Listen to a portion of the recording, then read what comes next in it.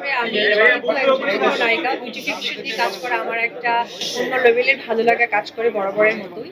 আপনারা জানেন আমিও বিউটি সেক্টরে আমারও ছোট বিজনেস আছে। আর যেহেতু চিত্রনায়িকা মানেই হচ্ছে নিজেকে বারবার নতুন করে প্রেজেন্ট করা, নিজেকে প্রস্তুত করা, স্কিন কেয়ারের প্রতি অনেক বেশি কেয়ার করা।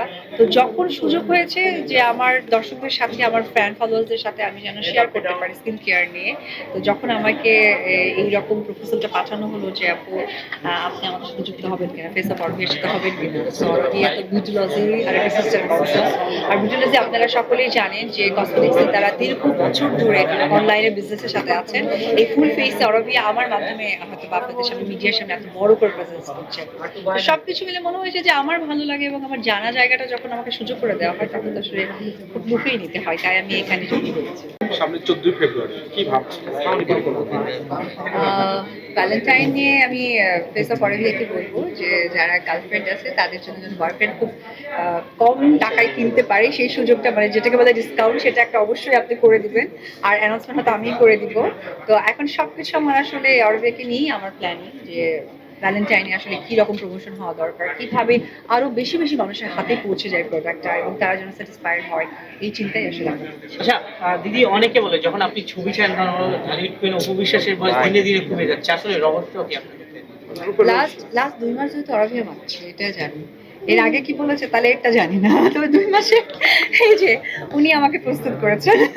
না, অ্যাকচুয়ালি উনি তো এভারগ্রিন। মানে আমরা প্রথমে একটা ভিডিও দেখেছেন আপনারা সবাই আসার পরই আমার কাছে ওরকম কোনো চেঞ্জই লাগেনি। আপনাদের কাছে কি লেগেছে আপনারাই বলেন। আমার কাছে তো কোনো চেঞ্জ লাগে না। আমি তখনও স্টেজে দাঁড়িয়ে বলছিলাম যে একেবারে মনে হচ্ছে যে একটু আগে ভিডিওটা করা হয়েছে এরকম। অ্যান্ড উনি যে একটা বিউটি, উনি যে একটা ডিভা, এটা ওনাকে আসলে দেখলেই বোঝা যায়।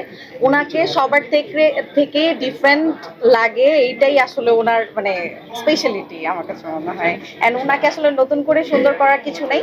স্কিন কেয়ার হচ্ছে একটা প্রসেস, এটা একটা প্র্যাকটিস। হ্যাঁ, যেমন আমরা প্রত্যেকদিন ভাত খাই, আমরা যেমন ভাত খাই, পানি খাই, আমরা পানি না খেলে যেমন বাঁচবো না, স্কিন কেয়ারটা ঠিক ওই রকমই। আপনি যদি স্কিন কেয়ার না করেন আপনার স্কিন কখনো সুন্দর থাকবে না। আপনি যতই সুন্দর স্কিন নিয়ে জন্মান না কেন, যে কোনো জিনিসেরই আপনি যদি চর্চা না করেন ওটা কখনো সুন্দর থাকবে না। দ্যাটস ইট, এইটুকুই। আরেকটা প্রশ্ন, আপনি একটা স্ট্যাটাস দিয়েছেন, আমরা দেখলাম আপুসি নেত্রী বেগম খালেদা জিয়া চলে যাওয়ার পরে আসলে আপনার শ্বশুর বাড়ি এলাকা মানে আমার বাবার বাড়ি মানে খালেদা জিয়ার শ্বশুর বাড়ি, এইটা একটু বলবেন আসলে আপুসি নেত্রী নিয়ে একটু আমরা শুনতে চাই।